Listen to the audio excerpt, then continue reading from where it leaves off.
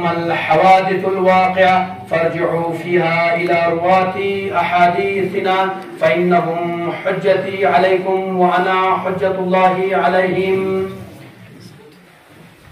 تمام حمد و ثنا ذات پاک پروردگار کے لیے، درود و سلام محمد اور آل محمد علیہ الصلوۃ والسلام کے اوپر۔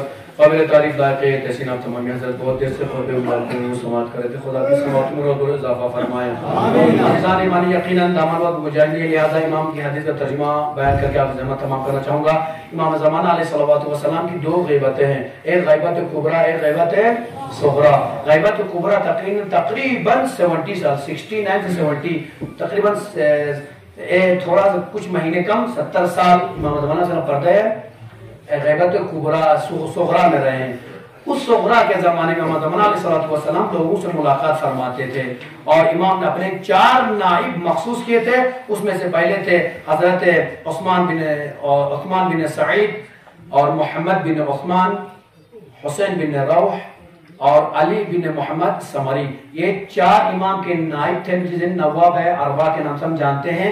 امام زمانہ علیہ السلام جب پردہ غیب میں گئے، صغریٰ میں گئے، اس وقت ہمارے جو امام کے چاہنے والے تھے، ہم میں سے جو لوگ تھے جن کی پرابلم ہوتی، کوئی مشکل آتی، مسئلہ درپیش آتا تھا، یہ ان نواب کے پاس جاتے تھے، یہ مسئلہ لے جاتا امام زمانہ علیہ السلام کے پاس لے جاتے تھے، اور امام جواب مرحمت فرماتے لے کر ہم تک پہنچا دیتے۔ لیکن مسئلہ یہ بنتا ہے جب امام زمانہ علیہ السلام جب 69 سال گزر گئے، امام نے حکم خدا سے ارشاد فرمایا اب ہم سے کوئی دیدار اور ملاقات نہیں کر پائے گا۔ لہذا ایک طریقے سے امام کے چاہنے والوں کی پرابلم کھڑی ہو گئی کہ کس طریقے سے ہم اپنے مسائل اور مشکلات حل کریں گے۔ لیکن امام زمانہ علیہ السلام نے پردہ غیبت کبریٰ میں جانے سے پہلے ارشاد فرمایا وَأَمَّا الْحَوَادِثُ الْوَاقِعَةُ فَارْجِعُوا فِيهَا إِلَى رُوَاةِ أَحَادِيثِنَا، زمانے کے مسائل کے بارے میں ہماری احادیث کے راویوں کی طرف رجوع کرو۔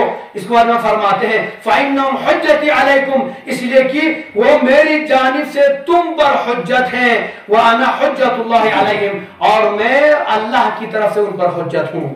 امام زمانہ علیہ السلام نے فرمایا احادیث کو بیان کرنے والے راویوں کی طرف رجوع کرو، جس کو ہم کہتے ہیں مجتہدین اور تقلید، اسی کو کہتے ہیں۔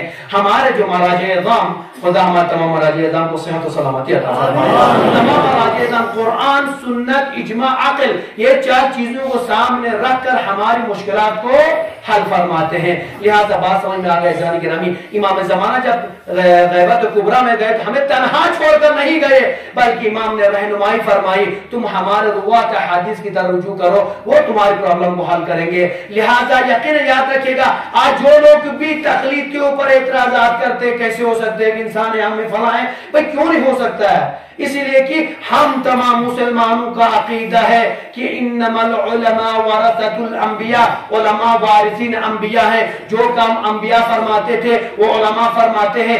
آج یہی علماء احادیث معصومین اور پیغمبر کے حدیث اور قرآن سے لے کر ہماری اگر مشکل کو حل کر دیتے ہیں تو ہمیں تو خوش ہونا چاہیے، نہ کہ ناراض ہونا چاہیے۔ لہذا امام زمانہ علیہ السلام نے ہمیں ارشاد فرمایا تم زمانہ غیبت میں تقلید کرو، اور قرآن کا حکم بھی یہی ہے۔ قرآن میں ارشاد ہوتا ہے جب تمہیں کسی چیز کے بارے میں علم نہ ہو، جب تمہیں کسی چیز کے بارے میں علم نہ ہو تو تم سوال کر ان لوگوں سے جو اہل علم ہے۔ تو ہم اہل علم سے سوال کر رہے ہیں۔ یقیناً تقلید کے لیے یاد رکھیے گا امام زمانہ علیہ السلام نے ہمیں جو راستہ بتایا تقلید کا، یاد رکھیے گا تقلید کوئی واجب چیز نہیں ہے۔ ہمارے 2-3 راستے بنتے ہیں، 3 راستے بنتے ہیں۔ یا کہ انسان خود مجتہد بن جائے، جیسے آج آغا سستانی ہے، رہبر معظم ہے، آغا مقاری والی خراسانی ہے، تو مجتہدین مراجع اعظام ہے۔ آج یہ کسی کی تقلید نہیں کرتے، کیوں نہیں کرتے؟ اس لیے کہ یہ خود مجتہد ہے، شریعت اسلام میں ہے۔ اگر آپ مجتہد بن جاتے ہیں تو پھر آپ کو تقلید کی ضرورت نہیں ہے۔ اگر آپ مجتہد نہیں بن سکتے ہیں تو پھر فاسألوا اہل الذکر ان کنتم لا تعلمون، قرآن میں خدا نے فرمایا فاسألوا اہل الذکر، جب تمہیں کسی چیز کے بارے میں علم نہ ہو تو جاؤ ان لوگوں سے پوچھو جو لوگ جانتے ہیں۔ حکم قرآن کے مطابق ہمارے لیے ضروری ہے، جب ہمیں نہ قرآن سمجھ میں آتا ہے، نہ حدیث سمجھ میں آ جاتی ہے، نہ ہم حدیث پڑھ پاتے ہیں، نہ قرآن پڑھ پاتے، سمجھنے کی تو بات ہی دور ہو گئی، ابھی تک تو ہماری زیر زبر کی غلطیاں ٹھیک نہیں ہو گئی۔ ابھی کسی عالم کے سامنے قرآن پڑھنے بولے تو پسینہ آنے لگتا ہے. ایک عالم صاحب نے مطلب ہم کو قرآن پڑھنا نہیں آتا ہے تو اس کے مطالب کو سمجھنا ہم ہر کسی کی بس کی بات نہیں ہے. لہٰذا ہمارے ایک ہی راستہ دو ہی راستے ہیں, یا تو خود مجتہد بن جائیے یا کسی مجتہد کے پیروکار بن جائیے, تقلید کریے. مجتہد بن سکتے ہیں آپ تو آپ کی تقلید واجب نہیں ہے. اگر مجتہد نہیں بن سکتے ہیں جاؤ ٹھیک ہے اہل علم کے پاس رجوع کرو, اسی کو تقلید کہتے ہیں. اور تقلید کا مطلب ہے کسی مجتہد کے فتوے پر عمل کرنا, مجتہد جو بھی ہمیں حکم دے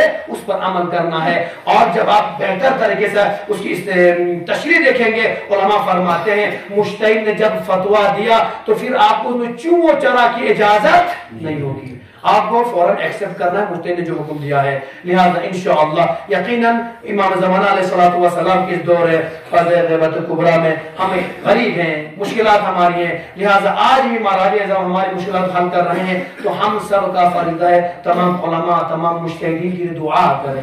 اس لیے کہ آج ہم دیکھ اکثر ایک فکر لوگوں میں ڈلڈی ہو گئی ہے, بس مہاراج ایک مہاراج مخالف ہے دوسرے کو گالم گلوچ, تیسرے کا دوسرے کو گالم گلوچ, یہ نہیں چلتا ہے. مہاراج اعظم سب کی عزت سب کے اوپر واجب ہے, سب کو احترام رکھنا ہمارے لیے ضروری ہے. اور کوئی مرجع ہے کہ نہیں کہتا کہ آپ میرے مخالف ہو تو سامنے اور اگنور کر, تو اس کو ایکسپٹ نہ کرو, اس کو غلط برا بلا کہو, نہیں. لہذا تمام مہاراجہ کی عزت احترام کرنا ہم سب کا فریضہ ہے. اور تمام مہاراجہ کے لیے دعا کریے کہ جب تک ان کا سایہ ہمارے سروں پر ہے ہمارا دین اور ہم صحیح و سالم ہے. لہذا جس دن انہوں نے فتویٰ دینا چھوڑ دیا ہماری پرابلم کون مشکل حل کرے گا. اسی لیے ہمارے شیعوں میں کہا گیا کہ جس مجتہد کی تقلید کرو زندہ ہونا چاہیے. اس لیے کہ ایک مجتہد اگر دنیا سے گزر گیا ہے, آج اگر امام خمینی کے مقلدین دنیا میں ہوں گے تو آج نیا مشکل نہیں کوئی مشکل ہے, نیا مسئلہ آ جائے تو امام خمینی پوچھ نہیں سکتے ہیں. لہذا اسی لیے کہا گیا زندہ مجتہد کی تقلید کریں تاکہ آپ کو جو بھی مشکل ہو فوراً آپ کی مشکل حل ہو جائے. خدایا امام زمانہ علیہ السلام کے صدقے میں نائبین امام زمانہ علیہ السلام تمام مہاراج اعظم کو صحت و سلامتی عطا فرما. خدایا ہمارے تمام مجتہدین کا سایہ ہمارے سروں پر قائم و دائم فرما. خدایا ہم سب کو دین کی بیداری عطا فرما. خدایا ہم سب کو دین سمجھنے اور دین احکام پر عمل کرنے کی توفیق عطا فرما. خدایا ہمارے جتنے بھی جوان آئے ہوئے ہیں جو بے روزگار عطا فرما, روزگار بروز ترقی عطا فرما. بہت سارے جوانوں نے نوکریوں کے دعاؤں کے التماس سے خدا انہیں نوکری عطا فرما. تمام مریضوں کو شفا عاجل عطا فرما. خدا تمام مرحومین کو جنت نصیب فرما. جن لوگوں نے اپنے مرحومین کے دعاؤں کے التماس کیے خدایا ان سب کو جنت الفردوس میں اعلیٰ مقام عطا فرما. خدایا امام علیہ السلام کے ظہور میں تعجیل عطا فرما. ہم سب کو امام کے اعوان اور انصار میں شمار فرما.